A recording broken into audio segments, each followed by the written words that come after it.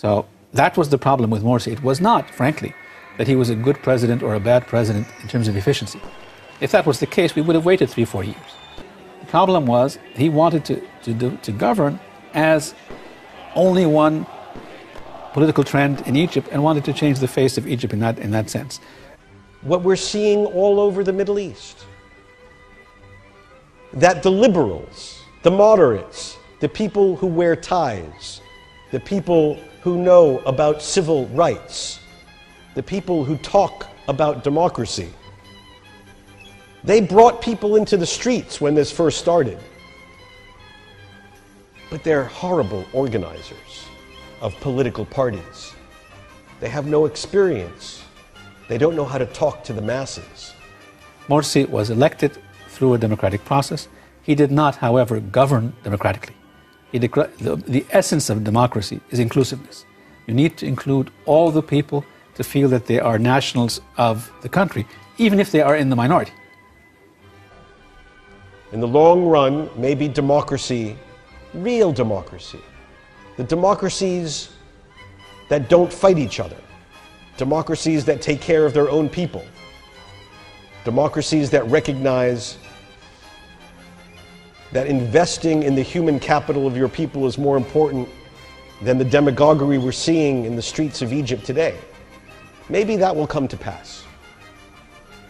And that's certainly our goal and certainly our hope. I know Europe does not need me to remind them of democratically elected leaders who did not turn out to be Democrats. But I say this respectfully. We need to learn from our mistakes of our friends. When anti-West, anti-peace, anti-Zionist, anti-American leaders emerge after moments of great hope and optimism, as we saw in Cairo, we will see. The problem with the last time, with President Morsi's election, wasn't that he was a good or bad president. Every country has good or bad presidents. There were two problems. One, we did not develop a constitution that reflected the people of Egypt. It was done basically by Islamists. So we didn't have checks and balances in our system, where if you elect a good president, he uses the checks and balances to the utmost. If you elect a bad president, the checks and balances control him. The Salafis in Egypt are participating now in the political process. They've joined what we call the Committee of 50 to establish the constitution, and I hope and encourage them to participate in that process.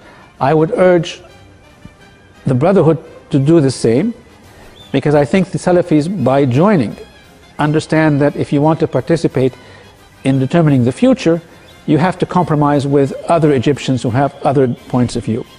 President Morsi, without a good constitution, was trying to lead the country towards an Islamist face of Egypt. Islamists are part of Egypt, but they're not the complete face of Egypt. That was the problem. We need to find a place for Islamists in our system. But what I'm talking about are new Islamists, those who believe that they can pursue their goals, but they also respect that there are others, Egyptians as well, who have different opinions. Morsi was elected through a democratic process. He did not, however, govern democratically. The essence of democracy is inclusiveness. You need to include all the people to feel that they are nationals of the country, even if they are in the minority.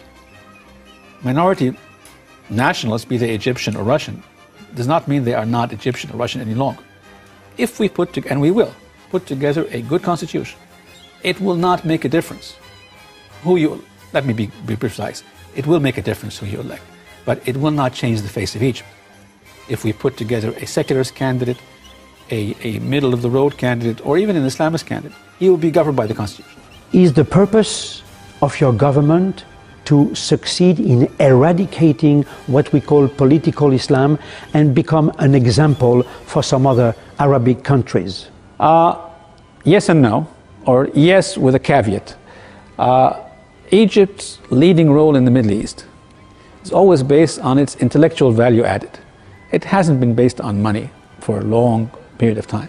We've been the source of arts, theater, intelligentsia, not the only source, but the major source in that, and that's frankly how we can lead the region again.